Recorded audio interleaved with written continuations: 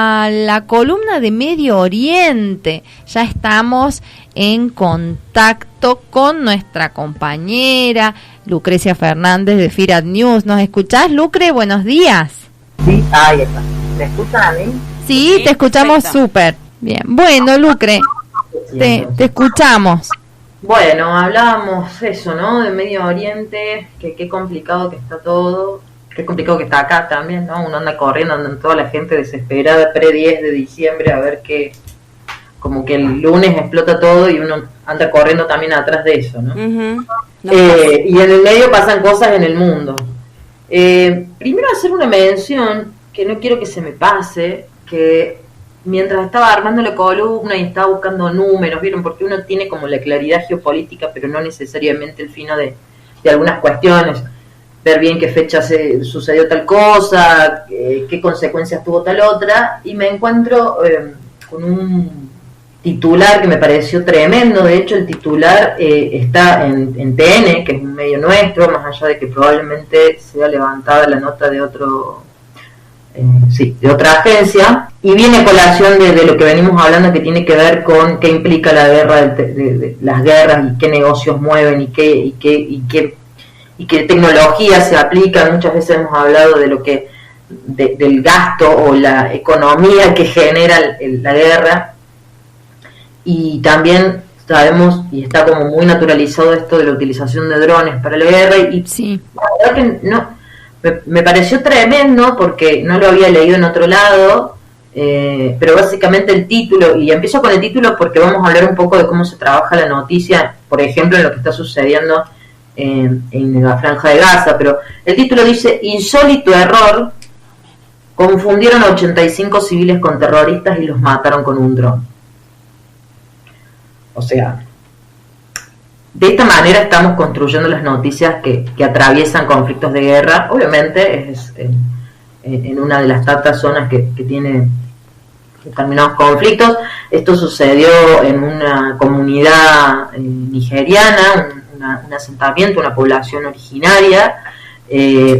Han iniciado una investigación, hay como declaraciones cruzadas, etcétera, pero la realidad es que un dron confundió a una población que estaba probablemente haciendo algún tipo de cuestión comunitaria, y mató a 85 personas de esa comunidad. 66 más están internadas en grave estado, y todo lo que rodea esto, que en realidad debería ser un dron, o en realidad el ejército nigeriano acaba de cometer una masacre contra una comunidad de su propio país, digamos.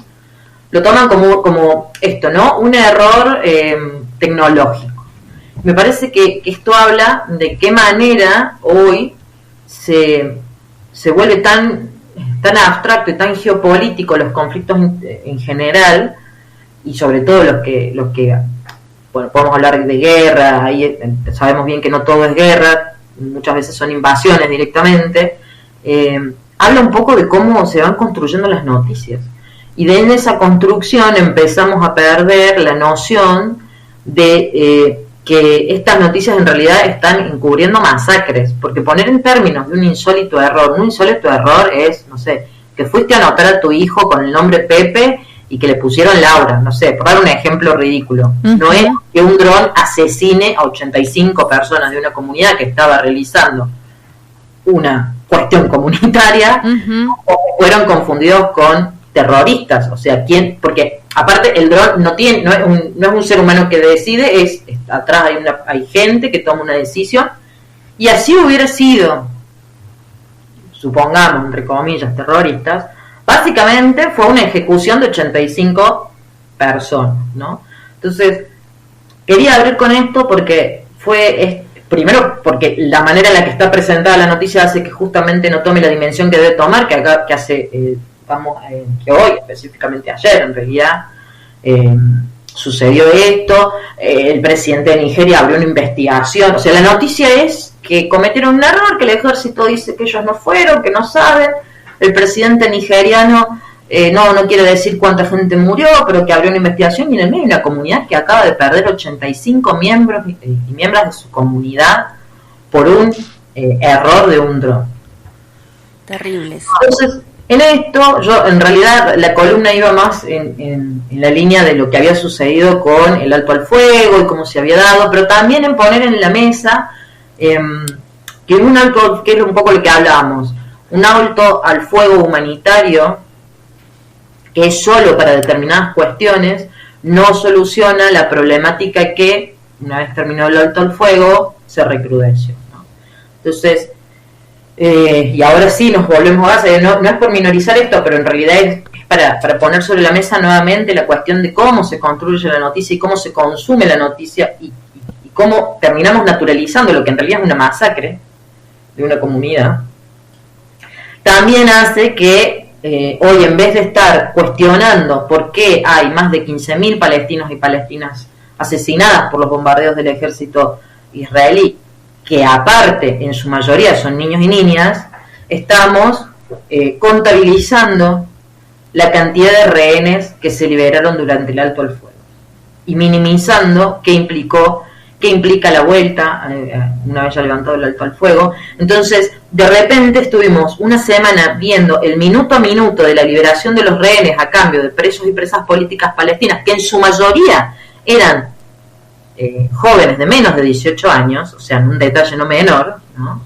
Incluso hasta cuestionando que cuando salían hablando algunas de las personas que habían sido liberadas, que se les veía muy bien, entonces de qué hablaban, digamos, que se les veía bien alimentados y no se los veía golpeados, como si eso le diera menos valor al relato de la persona que está hablando, ¿no?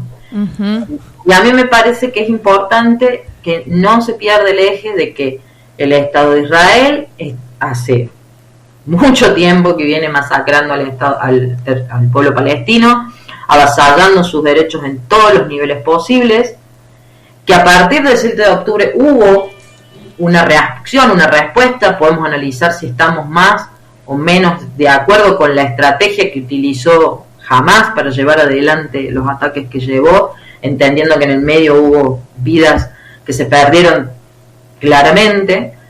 Pero el 24 empezó un alto al fuego y la noticia dejó de ser lo geopolítico y la guerra y pasó a ser: se libera a un rehén israelí, se libera a 2 rehenes israelíes, se libera a tal y tal y se reencuentra, o sea, y de repente queda muy lejos del lector o la lectora la posibilidad de analizar que ya venimos contabilizando alrededor de 50 personas trabajadoras de prensa asesinadas del lado palestino, que hay, como decía recién, 15.000 palestinos y palestinas asesinadas, que el 1 de diciembre, o sea, el viernes pasado, se retomó el alto al fuego de manera unilateral porque Israel consideró que en algún lugar Hamás abrió fuego de artillería liviana, entonces consideraron como que ya está y empezaron a bombardear, empezaron a emitir comunicados nuevamente pidiéndole a las personas que se desplacen,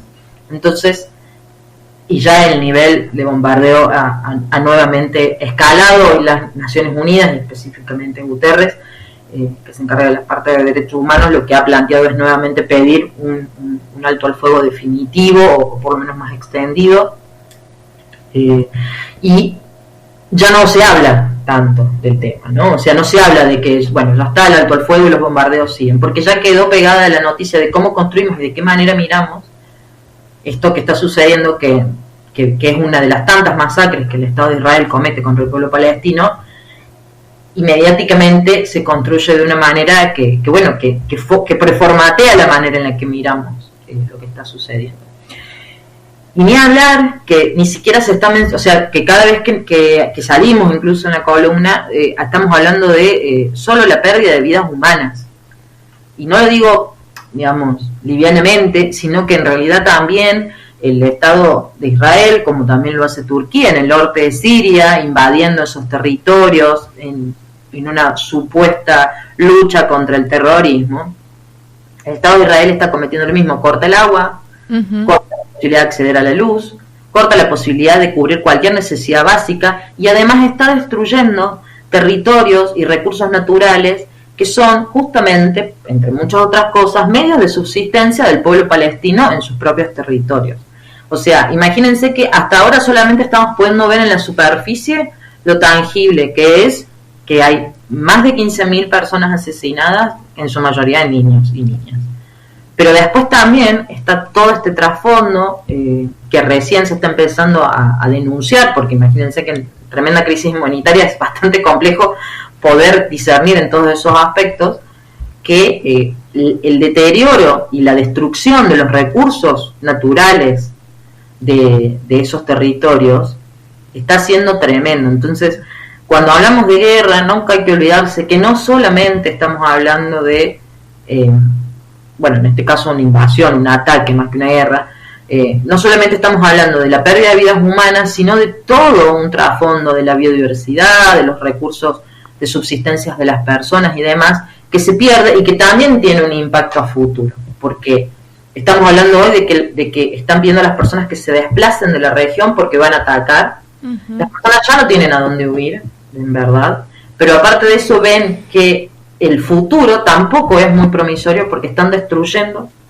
las pocas posibilidades de subsistencia que existen en esos territorios, porque están bloqueados, porque están asediados, porque son constantemente atacados, no solamente por este contexto de esta nueva oleada de ataques, ¿no? Que no es la primera también, nunca nos olvidemos de eso. Uh-huh. Sí. La verdad que, bueno, es importante, y yo lo vengo mencionando, de no sacar los ojos de lo que está pasando, no sacar la solidaridad uh-huh. hacia el pueblo palestino, y criticar 1, 2, 1000 veces de qué manera se están construyendo las noticias, los discursos en torno a este tipo de situaciones, en torno a naturalizar ataques, a justificar todo por la vía del terrorismo, ¿no? O sea, parece que bueno, en realidad no parece. La justificación es que en pos de atacar al terrorismo estamos hablando de una pérdida total de derechos y garantías como ser humano. Entonces, de repente la palabra terrorista justifica cualquier hecho, sí, de crueldad, de masacre, de etcétera, en cualquier lugar del mundo. Tal cual. Hemos hablado de que esa construcción viene de hace mucho tiempo, que hay legislaciones que van en ese camino. No hay que dejar de denunciar que no es la manera en la que, o en realidad lamentablemente es la manera en la que se construyen hoy los discursos, muchas veces también en nuestros territorios. Hoy no vamos a comparar, digamos, lo que sucede en un lugar del mundo con el otro, pero en definitiva esa herramienta cada tanto vuelve a flote y se utiliza y es muy, muy peligroso para los pueblos que resisten, como se utiliza tan livianamente para invadir regiones y masacrar pueblos, la supuesta lucha contra el terrorismo. Tal cual. Y como eso se replica en las más diversas formas.